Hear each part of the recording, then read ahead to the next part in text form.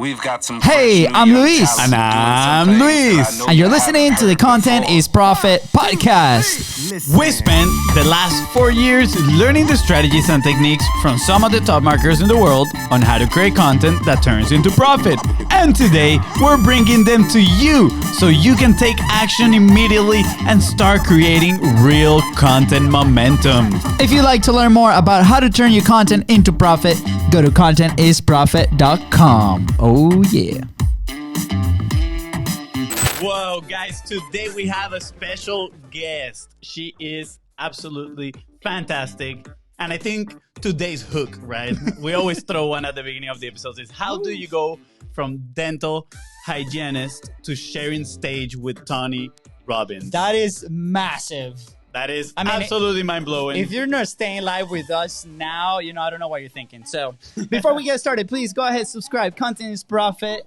Podcast, follow us on social media at BIZBROS and share it with the people that you love and know that this content is actually very useful for them and their business. Yeah. So if you have been following our journey, you know that we absolutely love video, but we weren't always willing to be on camera. Heck, we're still working on it, right? So even if our English is not very good looking, we're committing to creating content almost every single day. And we know how hard it can be to be in front of that camera. This is the reason we are so excited to bring you today's guest. She helps hundreds, if not thousands of entrepreneurs create infinite video impact every single day. She is the lioness of YouTube and Canada. Her Instagram stories are like a comedy stand-up show. She shared the stage with Russell Brunson and Tony Robbins, worked hand in hand with Damon John from Shark Tank, and has been a massive influence for both of us. She doesn't know it yet, but she's her new BFF. Please welcome Marley Jaxx! Woo!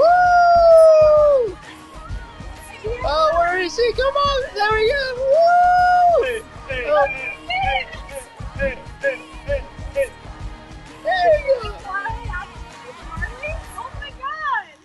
It's a mariachi! It's a mariachi today! Oh my gosh, you guys, first of all, Bam! a lion, you had a mariachi. This is already the best podcast I've ever been on. Oh my god, okay. I don't even know what the live audience is looking at right now. We are so excited to have you here, Marley. Thank you so much for coming. Oh my gosh. Thank you. Thank you for that warm entrance and surprise and lions and mariachis. Oh my. Oh my god. As you can tell, we've been following you for a while, right? And we love how you connect with your audience and how you have this message, right, with the lion. And not only that, but I remember your stories with the mariachis. And honestly, what was going through my mind was, this is so authentic and so amazing. I absolutely love it. And going off the topic of authenticity, I think that's why so many people love you, actually. I know. Thank you. I appreciate that. Yeah.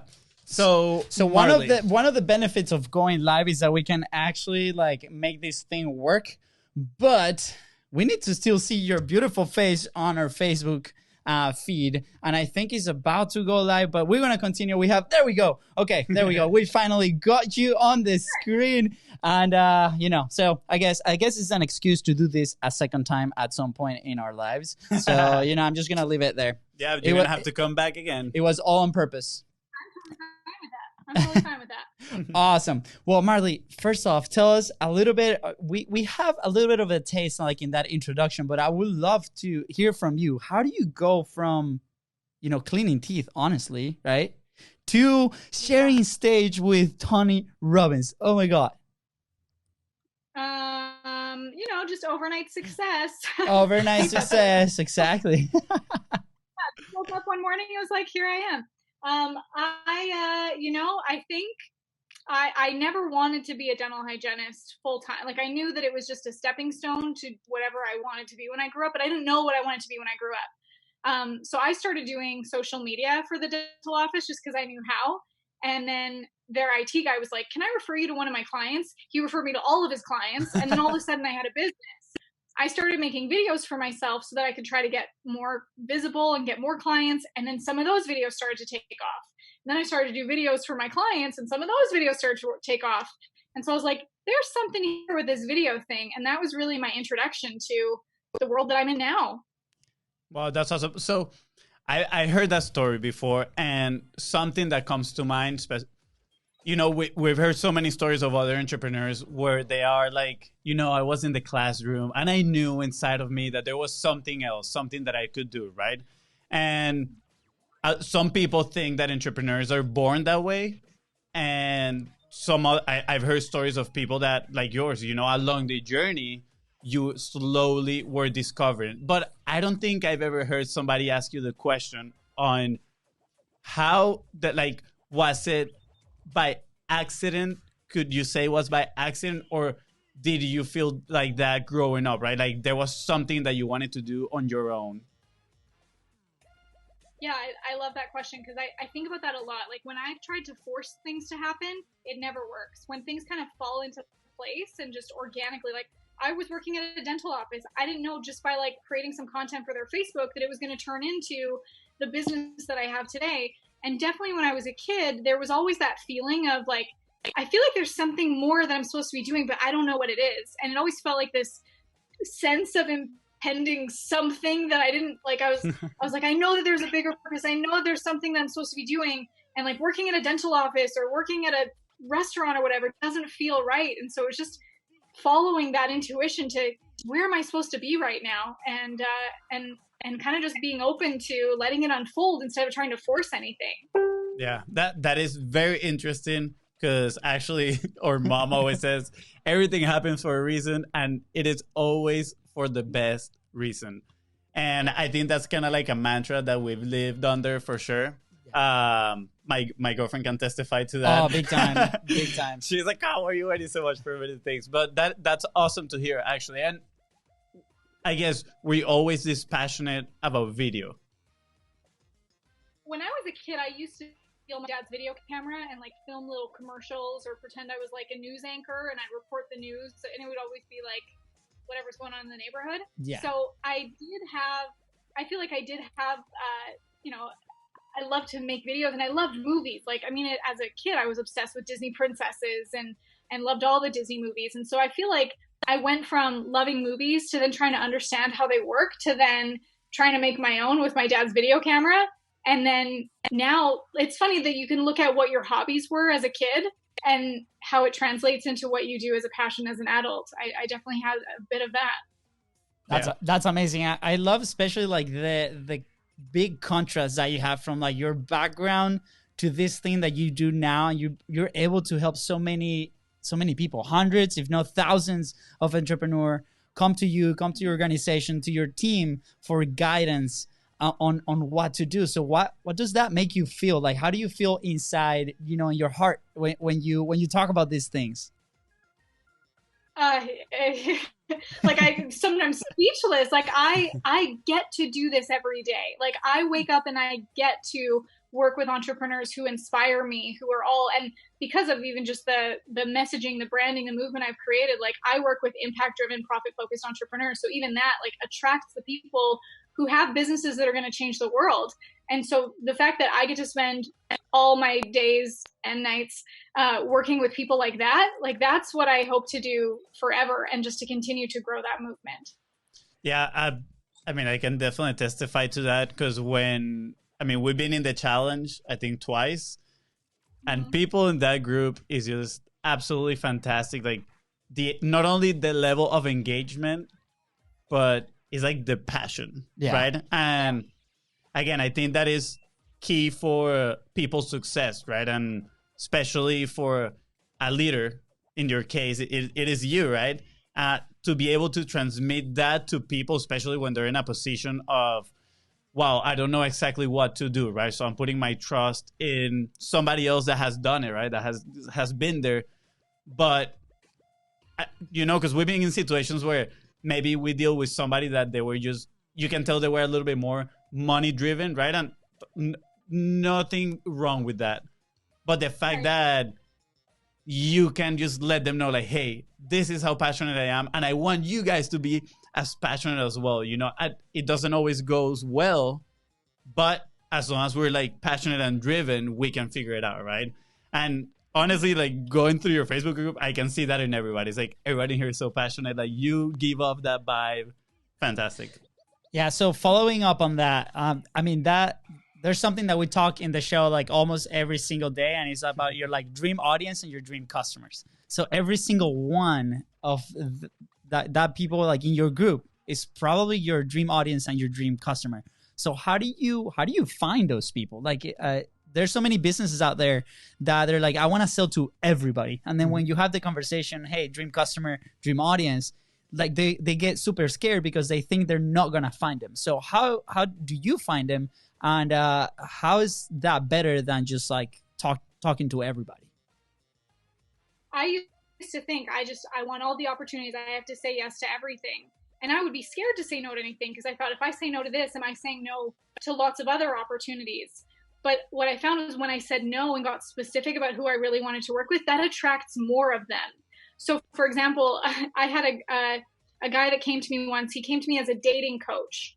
And it turned out that, and this is where I came up with impact-driven profit focus, because if I'm going to help a business to spread their impact and reach more people, it has to be something that I can ethically stand behind, something that I can put my stamp of approval on and go, yes, like, I want to put a megaphone to this movement and reach everyone with it. And also, you know, help them make more money so they can keep investing in their business and doing good for the world. So he came to me as a dating coach. And after the first like half hour of a call, I found that he was not a dating coach. He was a pickup artist. And that's not something that I ethically stand behind. I just was like, you know what? I'm so sorry. This is a note for me.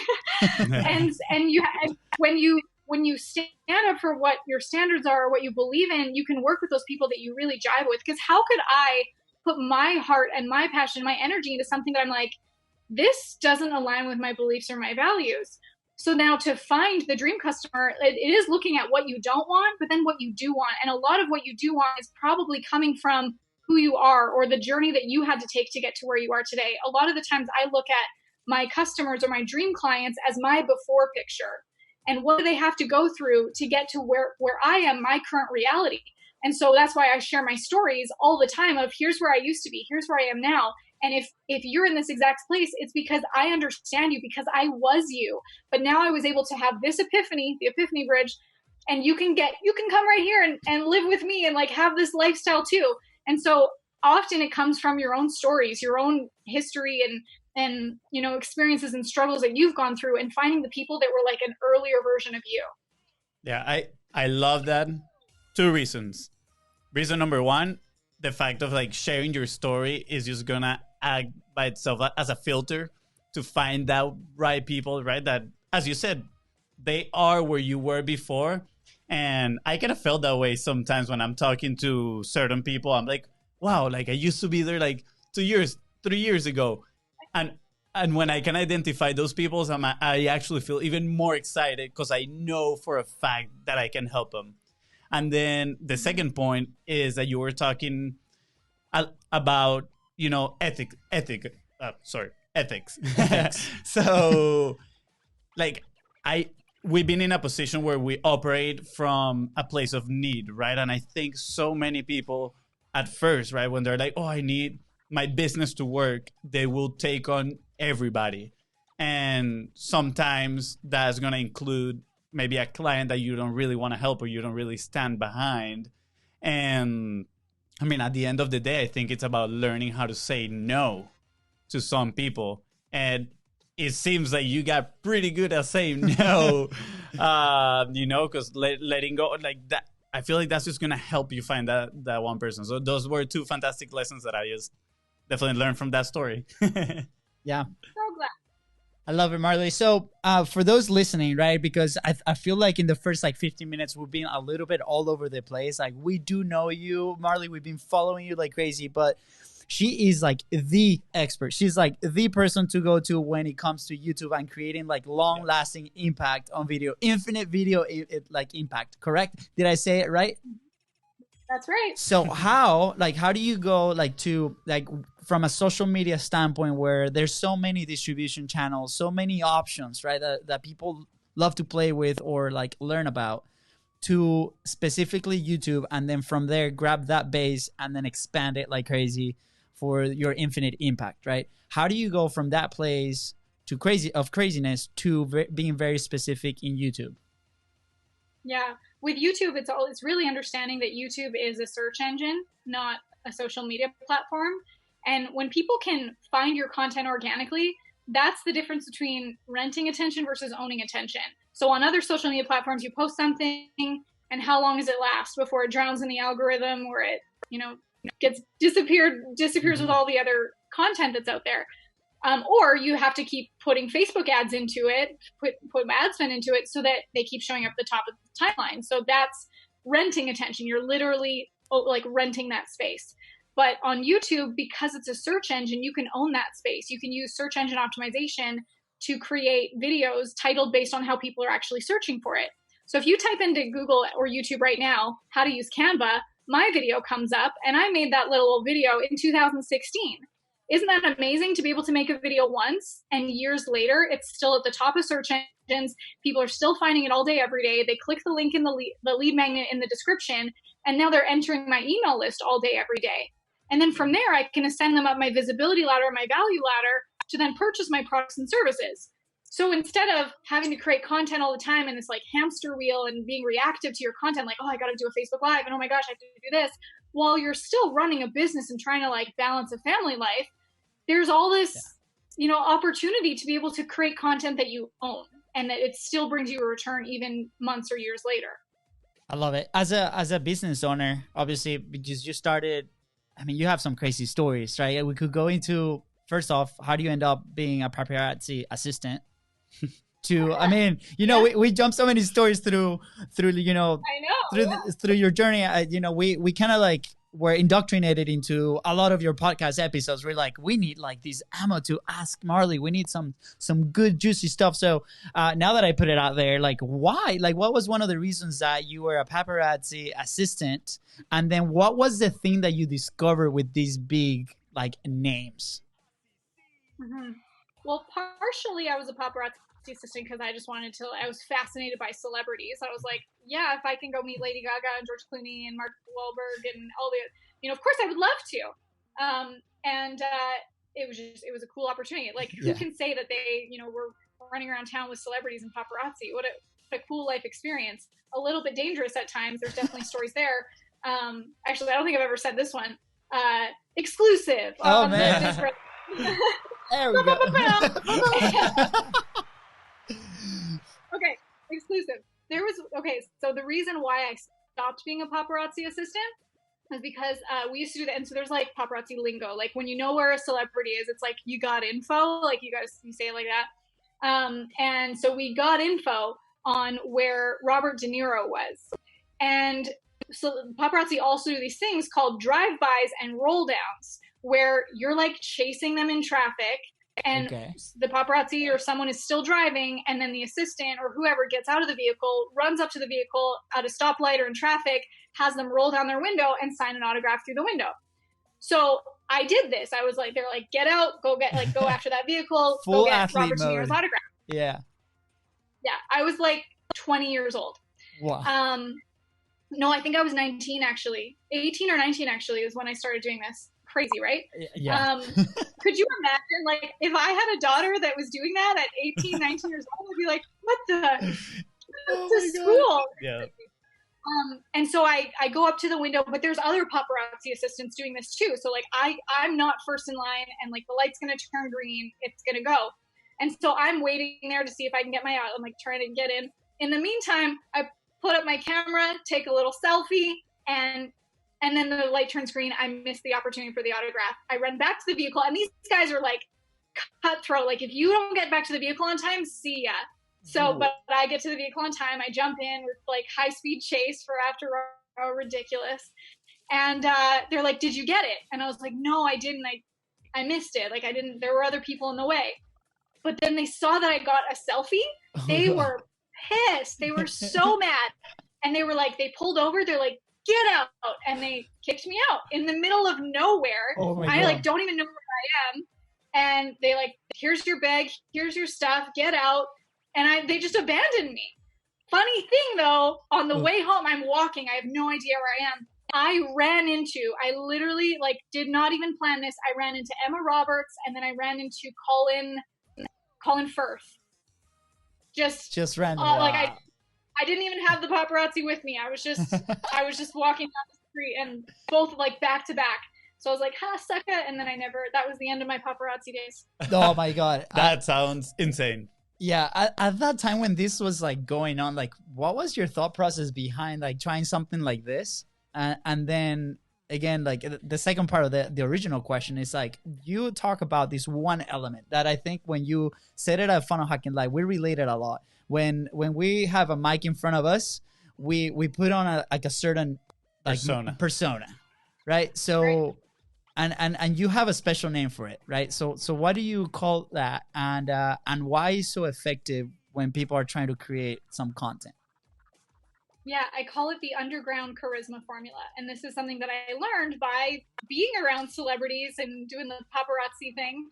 And it was just seeing how regular, everyday people like celebrities, they're just like us, that they can turn it on. They have this like, it's like a light switch where they generate this electricity that creates that captivating, compelling, you know, thing that's so magnetizing to them. Like, why is it that we see them on the movies and we're like, oh my God, Leonardo DiCaprio, Ben Affleck, oh my God, like, but they're just regular people, but they know how to perform and they know how to turn on this energy that attracts people to them like fireflies, and I don't know, it's magnetizing. And there's stories like Beyonce, she has her alter ego, Sasha Fierce. So she sets foot on the stage, she becomes this incredible performer that we see. And then there's this other story that I love, Marilyn Monroe. She was in the middle of Grand Central Station. She's with her photographer, and like no one's even recognizing her because she's like in her mind, she's like, I'm Norma Jean Baker right now. But then she says to her photographer, do you want to see her? And she just like turns it on. She just like fluffs up her hair. She changes her body language. No Amazing. other physical changes. Yeah. But she becomes Marilyn. And then she gets, she's being swarmed by people who moments earlier didn't see her. But what did she do? She did nothing other than just decide. And so it's this like energy that you pull up, and there's a lot more to it. And it's about your attractive character and deciding who you are when the camera turns on. But it's this thing that you generate from within. Amazing. Yeah. I love it. I think, if we actually have like 5 episodes that we haven't ever released, and we think probably never released. When we first started the show, we used to call it Brews and Bros. So we're literally just like having a beer and chatting between us about marketing stuff when we thought we knew stuff about marketing. And one of these videos, I knocked the beer on my computer, and it was just like a whole mess. But the computer still works, Yeah, good stuff. But I remember the first time like we heard each other like talk, like speak on the mic, it was like, what are you doing? Yeah, I was like, who is this guy? I call my brother. Yeah, it's like it was so different. But so that's why I related so much to that story, because I'm like, oh my God, there is like, that's actually a thing, and that's actually something that people that are maybe struggling with creating their content can like grab onto that and transform themselves to create that infinite video impact that you talk about. Yeah, I think in part that's why we do our intro live, because by doing it, it kind of like turns on that switch, right? And it gives us that energy to like keep going with the show. And then we're like, well, the energy is already over here. We cannot lower it any down. Exactly. So Marley, often like when we talk to different business owners, right? We come from the brick and mortar world. Like we were in the fitness industry for a long time. We help different local businesses here with our business. Either you are a business owner that you want to, and do you need to like transition into a content creator, or you are a content creator that needs to transition into a business. So when we see you, we see like a mix of those, right? So tell us a little bit more about the journey. Like, how was that, from working for somebody else and then you decide to follow this passion? How's that transition into a business? Because we are living it right now, and it's not simple, and we need help, and we follow different people. So how was that transition for you, for people that are like trying to go either way?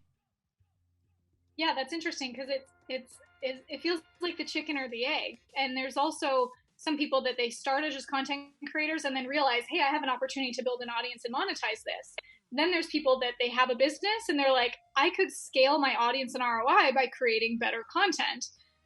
So for me, I was the side of I had a business and I needed to create content to scale it.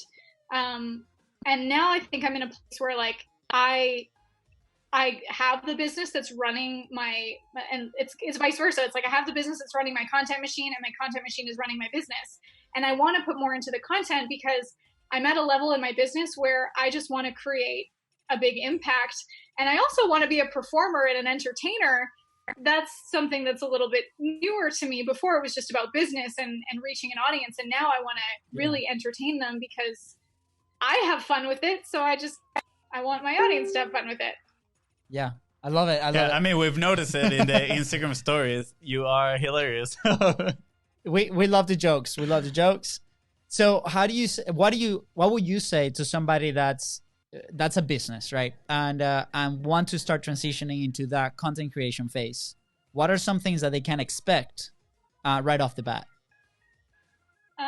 Expect to suck, and eventually you'll suck less until you don't suck anymore. That's Garrett J. White. That's a paraphrase of Garrett J. White's quote. Yeah. But I mean, yeah, at first it's going to be uncomfortable. That you're going to be insecure, kind of like what you said. You turn on the microphones and you started recording these podcasts. You're like, who am I? Like, what is that? How my voice sounds? Why did I say that? And sure, like I look back at some of my first videos and I'm like, why did I do my hair like that? Why did I film from that angle? It's so weird. But like, you have to do that to grow that muscle, to discover who you are, to find your voice. Like Gary Vaynerchuk, he did 1,000 episodes of Wine Library TV before people really ever noticed him. Yeah. And now look at him. He's the Gary Vaynerchuk we all know and love today that has like 5 million people following him. It's because he put in the time. He did the 10,000 hours that no one sees and he found his voice. Yeah, I love it. I think like that was one of the big hurdles. I feel like because we played soccer all our life and, you know, in soccer, you normally fail more than succeed. Right. And then you keep trying. And I think that's a general rule with sports. If I'm not mistaken, your dad owns a hockey league. Is that correct? You did your research. I'm going to do this for me. Thank you. Okay. Yes, thank you. But I mean, you've been around sports and I feel, do you think like this is something that we tell our clients or the people that we work with, is that a reason why, you know, coming from a background like that, is that an element to success, or is it just something that I'm just putting in my head? What do you think? Well, I wonder what you're thinking, because for me, like definitely my dad owning a hockey league taught me a lot about work ethic. Like my dad, he also works full time for the government. He's going to retire in like a year or something. He's worked for the government all my life. I'm 29 years old, so he's probably worked for the government for like 31 years. And then also he owned the hockey league. So from like 9 to 5, he'd work for the government. And he was such a great present dad. So like from 5 to 9, played with me and my brother, very present, the best dad. And then from like 9 p.m. to like midnight or 2 a.m., he would work on the hockey league. Yeah. And then sleep, go to work, do it all over again. And so I watched my dad do this and his work ethic. And also, this is another fun fact about him. He has worked downtown in the city we're from for 31 years, and he has never paid for parking. He is just a stubborn man, like wonderfully stubborn. He will park miles away and walk instead of paying for parking. And he's probably saved like $100,000 by doing that. So I learned so much from my dad. Amazing. By his work ethic, his drive, his stubborn pursuit to succeed. That's what I take from why I am who I am today. Amazing. Well, thank you, because I mean, those are things that definitely can help, you know, people in their journey. You know, just like anything, it requires time, it requires consistency, it requires, you know, to fail, to, you know, get up and do it again. For example, at the very beginning, you just said the joke, overnight success, right? And I think this ties just perfectly to that. Is most people perceive all this as overnight success when there is so much consistency and work behind it that most people don't know, right? Like, yes, there might be 0.0001% of chances that might be overnight, but most people, they put in the work, but most people don't get to see that, right? So yeah, I found it fascinating the consistency and how you also got that from just seeing your dad doing it every single day, pretty much. Yeah, I want to transition into a topic that sometimes when we bring it up to people that are not familiar with content or just getting started, it's a being vulnerable topic, right? Is sometimes can be like polarization too, but I think like the vulnerability, when people like start seeing like really who you are and the behind the scenes of that, they tend to stay on, right? And create this connection with you. You've had an experience like this not so long ago. If you're okay with it, would you like to share it? And like, what did that mean to you and ultimately to your business? Yeah. I mean, I love talking about it because it's the pivotal moment that changed everything for me. Earlier this year at the most, it was the most pivotal moment of my career. It was the most transformational time of my life. My marriage ended. And there's a lot that went on behind the scenes that people didn't see. But at the beginning of January, while I'm leading up to speak at Funnel Hacking Live, the biggest stage of my life, one of my biggest goals, my dream is coming true. Yeah. 3 weeks before, I publicly announced my marriage ended, I'm changing my name, my business is changing. I'm a whole new person and I'm trying to navigate my new life now. And I'm about to go on this big stage. And before announcing that, I didn't know what the right answer was. That I was like, do I wait until after? Because I don't want people to like have all eyes on me for the wrong reason and be like, oh, it's Marley, the divorce girl. But I wanted this to be like a powerful message. Here's who I am. This is a message of endurance and perseverance and triumph. And so I made the decision to make the change, and my name changed. And I also didn't want, if I knew that speaking to an audience of 5,000 people, sharing the stage with Tony Robbins, Russell Brunson, like this was massive exposure. I wanted it to be with my new name.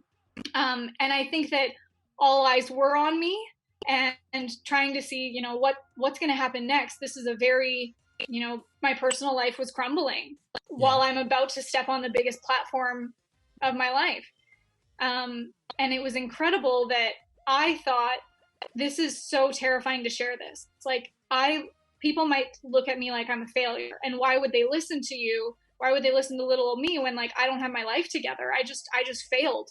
But what happened was when I embraced that message, my audience embraced me. And you can see the videos of when I stepped onto that stage at Funnel Hacking Live, I had to tell people to sit down. Like I entered to a standing ovation, and after the music was over, they were still applauding. And I'm like, sit down. I only have 28 minutes. We got to go fast. Thank you. I love you, but sit down. Yeah. It was a great moment.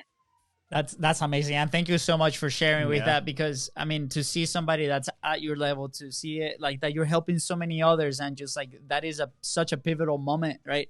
I think like in our business, we lived it with when COVID like started. We had probably the major freak out of our lives because we had a really big client that canceled. He's like, guys, we're not opening like for the next 3 months. And that was a big part of like our income. And we went to this place where it was like really challenging. And I think personally, like as therapy, was to share this first with my brother, but second with some of the audience that was like, looking also for our content and for that. So we also see it as a therapy. And from that, we gained like the strength to continue to the point that we've had our biggest month ever this month, right?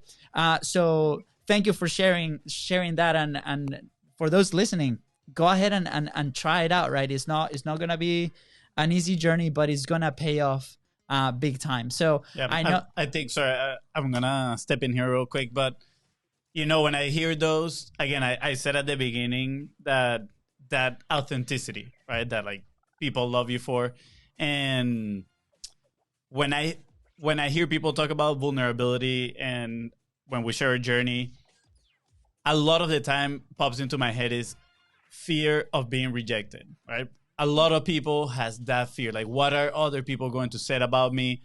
I had that fear for about 3 years when we started. I knew I had to create content because everybody that I was following, I would see the one thing that they had in common was that they were all creating content. And the reason that I didn't create the content was because I was afraid of what my friends would say, right? I was like, oh, what are they going to say? I'm silly because they were like the first one to support me when they see the videos. They're like, oh, Luis, that is so cool, right? But what would you tell to someone that in their minds, they're like, okay, I know, like, it doesn't matter. Like, I have to put myself out there. I have to be vulnerable, whatever my situation is. But I'm still so afraid of being rejected by others. Like, what would you tell that person? I mean, this is my favorite part is the vulnerability side. Like, I can't wait to share some of the things that I just, you know, appropriately, I like to say, Brene Brown's quote, share the scars, not the open wounds. Yeah. But I'm always documenting the content. I'm like, one day I'm going to share this. It's going to be a crazy story. And yeah, it's scary to be vulnerable, and it's scary to put yourself out there and be like, is this going to be accepted or am I going to be rejected? But the thing you have to remember is, like, you're, as much as yes, you are doing it for you, you're also doing it for your audience. And if you don't, they're going to be drowning without you. Like, if you have the message, the life preserver that's going to save them or inspire them or give them that next step that they need, why would you hold that back? Like, that's selfish of you if you look at it that way. You're doing them a disservice and you by not putting your message out there. And I look back at January when I made the announcement. It's on my YouTube channel if anyone wants to see how I did it. I filmed that video 5 times and struggled every single time. And it, like, not just 5 times in a row, like 5 times over several weeks that I was like, okay, this is the one. No, I can't do that one. It's not ready yet. And like the one that I finally posted was I just set up my phone. And I just talked to my phone for like however long that video is, 5 minutes, 10 minutes. And I'm so glad that it all played out the way that it did. It was the most terrifying leap to take, but it was the most rewarding. And I feel like when you make that investment and those big leaps that are scary, those are the ones that you're most proud of. Amazing. Yeah. I want to make an invitation for everybody that's listening right now to actually look at everybody that they're following at this point and ask themselves, have I maybe, like connected so much with this person? Was it because of the stories and because they've been vulnerable? And I can say I'm 99% sure that they're going to find those stories that those other people that they look up to share when they said, wow, that's me right there in that position, right? Like that I'm going through the same exact thing, through those same emotions. And there's a good phrase that I love that is, actually, I forgot the phrase. Wow. Oh, well, I guess you don't love it enough. the whole meaning of the phrase is that you don't remember exactly what someone said, but you will remember how they made you feel, right? And I think showing this vulnerability, just opening up, all these people that we follow, right? When they open up, that's when we get to connect with them and when we truly get to learn from them. I think facts and all that those come after. But if we don't connect emotionally, like, we don't get to learn. So I invite everybody to look at the videos, people that you look up to, and try to find those connections when you made that emotional connection, I guess. Yeah, definitely. Marley, we want to be super respectful of your time. So we ask everybody that comes on, what are some action points that they can take right now? If they're, playing with the idea, I need to start creating content. Like, this is the thing that's going to drive profit and impact into my business. What are some like quick action points that they can actually do right now to get started? I would create a story inventory, like all of your stories that you can think of, your origin story, your wins, your losses, the things that you had to experience to get to where you are today, even the conversation you overheard at the grocery store, like all of those things become your stories. Or the big lesson from the movie you watched last night, that becomes your stories that you can tell in your content. Then also, what content does your audience actually want from you? If you look at maybe the frequently asked questions that you get, or the other videos that people in your same space are making videos about, what kind of content can you create that's similar to that with your stories for your audience? I love it. Thank you so much. Those are like super like simple thing, guys. Like, if you are starting to get it, those are things that are going to get you those small wins to continue to do it. And I think those small wins were the things that kept us going. We talk about win stacking. I don't know if you remember Tony Robbins like saying that on stage. That for us like meant so much. We tend to focus on the negatives. And if we see, hey, my hair was not right here, the light is not good enough, my camera is not good enough, think about those wins of like, I finished my video. I finished my story bank. I have 5 stories to do this. I have 5 people that saw me live consistently, even though we made a massive mistake at the beginning of this video. That's okay, right? Grab those wins and continue to do it. Now, Marley, one last question before we say goodbye and we ask the people how they can find you. This comes straight from the audience. Where did you find your funnel hacking live jacket? Oh my gosh, I'm dying to know. This is like the biggest secret of all. Okay, so I guess you're gonna have to go follow you and subscribe. Okay. I mean, yes, but follow me and subscribe. But there's a story behind this, actually. Of course, there's a story behind everything. Yes. I almost didn't get that jacket. It almost didn't arrive on time. Ooh. So I ordered that jacket online from a site called Super Down. I've never heard of the site before. It was actually Peng Jun, his girlfriend, found the jacket. She sent me a picture of it. She's like, "You need this." Oh and my I was God, like, love yeah. it. So thank you for doing. She sent me that picture, and I was like, I need this immediately. So I order it online, and I'm staying at my friend's house in Boise, and I have it shipped here. And it says that it would arrive on Thursday, and I was leaving on Monday. It didn't arrive Thursday. It didn't arrive Friday. And I'm like, oh my gosh, what's happening? So I email them, and I'm like, where's the jacket? I need it for a very, very important speaking engagement. I'm leaving on Monday. Is there, like, where is it? And they email me back. They're like, it's still in your cart. I didn't actually buy it. Oh, no. I was so upset. And so I was like, can you expedite it and get it to this hotel? And sure enough, they did. But it arrived the day before my presentation. Wow. So, and also, like, the hotel calls me. They're like, there's a package here for you. And then I go down to get it, and they can't find it. They don't know where it is. Oh my gosh. It was finally, I found the jacket. It was meant to be, because that jacket is just magic. Do you have a plan B for any other jacket at all? No? Awesome. Hey, it all happens Makes for a it reason, better. right? It's always the best reason. You ended up getting it. Yeah. So. Marley, how can our listeners find you? Where can they follow you, your story? And do you have anything for them? What's their next step with working with you? Well, I would love for you to follow me on YouTube and Instagram. As we mentioned, I try to be a stand-up comedian on my Instagram stories. So that's both Instagram and YouTube.com/ Marley Jaxx. I had to think about that for a second. And then I would love for you guys to sign up for the Infinite Video Impact Challenge. The next one is starting on May 4th. May the 4th be with you. There's going to be some Star Wars theme to it. It's going to be great. Love it. Guys, again, and we've done that challenge twice. It is so worth it. If you're looking to start video, like we definitely love video. We love going live because of the reason that, like, he puts it in front of the camera and, like, the pressure is on and you have to perform. But Marley takes that video to a whole new level. So please go ahead and go follow her and sign up for her challenge. And with that, Marley, don't leave. We have like 2 minutes. We'd love to chat with you for a second. But if we're going to leave you with Marley's favorite song, obviously. Oh, yeah. Yeah. All right. So please go ahead, subscribe. Content is Profit Podcast. Follow us on social media at BIZBROS. Go and smash the subscribe button. The subscribe button. Thank you guys so much for staying live with us. And we'll see you guys later.